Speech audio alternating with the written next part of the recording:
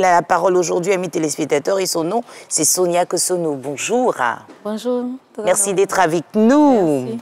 Alors, La lame de la pureté, c'est une œuvre que vous avez bien en main, madame. C'est une œuvre théâtrale sur l'excision. Pourquoi? Sur l'excision, parce qu'aujourd'hui, on a l'impression que l'excision a été abolie.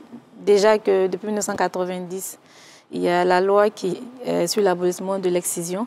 Mais il faut dire qu'avec le temps, on a l'impression voilà, que l'excision n'existe plus. Mais en réalité, elle est toujours d'actualité. Vous en avez été victime? Désolée, c'est très intime, mais bon, oui, on est entre nous. Non, juste que j'ai eu la chance au moins de côtoyer des personnes qui sont des victimes. Et pourquoi ça vous touche particulièrement? Il y a tellement d'autres combats. Oui, parce que ça relève de la sensibilisation de la femme. Et c'est très important de parler parce qu'aujourd'hui, l'excision arrache des vies. Et je peux dire qu'en ce qui concerne la femme, ça déstabilise aussi la femme, que ce soit de façon émotionnelle, physiquement et autres. Donc il est important de rappeler à chaque fois, tant que ça va se faire ressentir, il est important de rappeler pour que chaque femme ou homme aussi, voilà, puisse se rappeler de ce moment-là. Voilà. Il y a longtemps que la Journée internationale des droits de la femme existe, mais de plus en plus en Côte d'Ivoire, les femmes prennent conscience qu'on doit marquer une pause parce que c'est important. Est-ce que vous avez le sentiment que les choses bougent, que les choses évoluent pour le bonheur des femmes?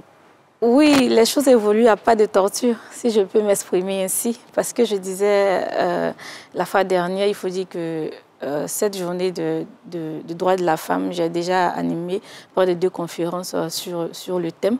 Les choses avancent à pas de torture. Et je disais aux femmes, c'est à nous de revendiquer nos droits.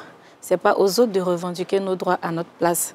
Et tant que chaque 8 mars, on va se contenter que de porter des uniformes, excusez-moi, Tata Naomi. Ne vous excusez pas, parce qu'après, il y en a qui pensent que c'est juste la fête, il faut juste avoir un pagne voilà, et danser. Ça. Et donc, je me dis, mais quand vous dansez, qui mène la réflexion après pour vraiment faire le combat? Merci Tata Naomi. Et à chaque sortie, je le dis, c'est une journée de revendication et non une journée de fête.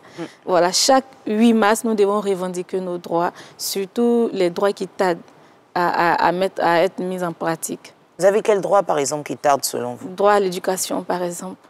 Moi, l'État fait des efforts quand même, il faut le reconnaître. Il y a beaucoup plus de filles maintenant dans nos écoles. Oui, effectivement, il y a beaucoup plus de filles, mais c'est beaucoup plus dans les villes. Excusez-moi, Tata Naomi, parce que moi... Ne vous excusez pas, voilà. C'est ce que vous pensez. Voilà, moi, j'ai pour habitude d'aller beaucoup plus dans les zones enclavées que dans les villes. Donc, moi qui suis tout le temps avec eux, je sais plus ou moins ce qui se passe. Vous voyez, Tata Naomi. Aujourd'hui, un parent qui a des enfants, qui a peut-être 5 enfants, 2 garçons, 3 filles, préfère scolariser les hommes au détriment des filles parce qu'il considère que la femme, à un moment donné, elle va se faire engrosser, elle va arrêter les études et autres.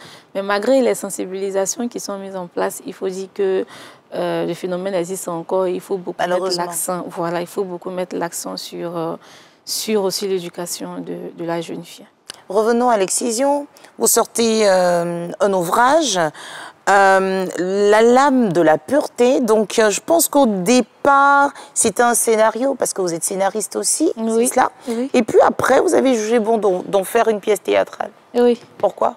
Oui, pour permettre déjà à tout le monde, parce que d'abord, le scénario, c'est pour aboutir à un film. Et après, j'ai décidé de faire ça en une pièce théâtrale pour permettre aux élèves, surtout au cas où que ça se mettrait au programme, de permettre...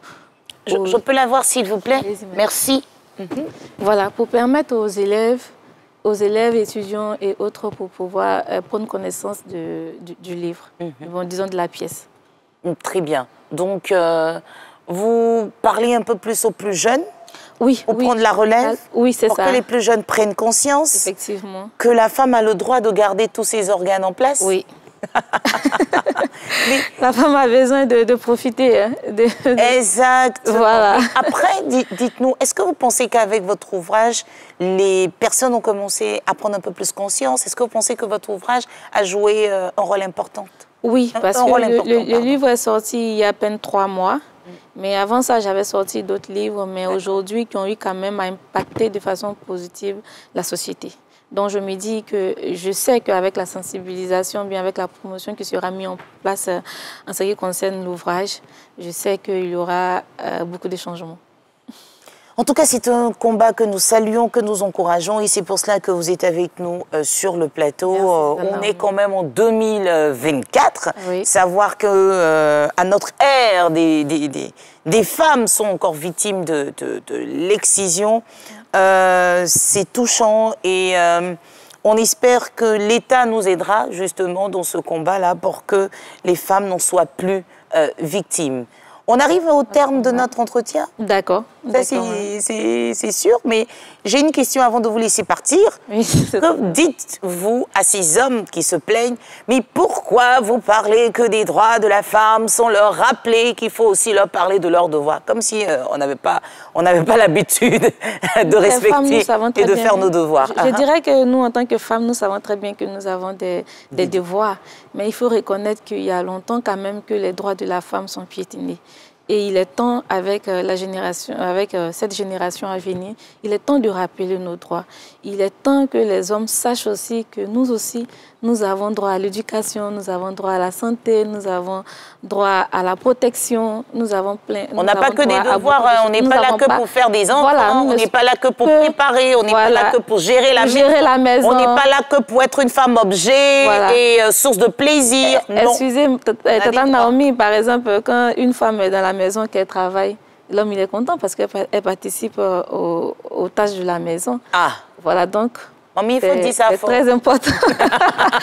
C'est très important pour la femme aussi de pouvoir travailler, pouvoir bénéficier de tous ses droits. Merci. Voilà. Alors, il y a des hommes là qui arrivent, eux aussi soutiennent les... Messieurs, vous allez vous faire prier, vous m'avez un peu oublié, je pense. Hein? Et aussi, ils sont pour les droits de la femme, ils nous soutiennent et ce sont eux qui vont justement prendre le relais. Rapidement, je vais leur arracher 2 petits mots concernant l'excision. Professeur Touré, ça fait 2 jours. Hein. Oui, c'est vrai. Allez comme les Ivoiriens. Je suis en jaillet de vous retrouver. Ben, c'est pas... Renaud, oui. En forme? Ça va. Merci hein, pour le rouge. Okay. Notre sang a trop coulé là. Franchement. Voilà. Franchement. Alors, un mot sur l'excision? Naturellement, l'excision, pour reprendre un peu les thèmes de Fatou Keïta, c'est une chose à proscrire. Merci. Et jusqu'à présent, jusqu'à preuve du contraire, toutes les femmes excisées ont des difficultés dans leur vie de tous les jours. Ça. Et donc, c'est une pratique obsolète. Et je pense que les femmes aujourd'hui luttent contre cette pratique et c'est une très bonne chose. Merci beaucoup, professeur. Vous voyez, je vous ai dit, ce sont des premiers défenseurs de la femme. Pour conclure, qu'est-ce que vous pouvez dire avant qu'on ne vous laisse partir? Vous sentez que je suis en train de vous retenir, mais le temps m'oblige à vous laisser partir. En fait, c'est le moment de rappeler à toutes les femmes, comme je l'ai dit tout à l'heure, chaque 8 mars doit être une journée de revendication et non de fête. Chaque 8 mars, vous devez rappeler vos droits qui sont piétinés, les droits qui doivent être appliqués mais qui ne sont pas appliqués. Il faut chaque année rappeler. Je pense qu'aujourd'hui, on a quand même évolué un tout petit peu, mais je pense que, comme l'adage le dit, c'est un peu qui devient beaucoup. C'est cela. Voilà, pour qu'ensemble, on puisse vraiment profiter de nos droits. Alors, au pas de tortue, on espère arriver au pas de gazelle, de lièvre, pour aller un peu plus vite pour le bonheur des femmes. Merci d'être passé sur notre plateau.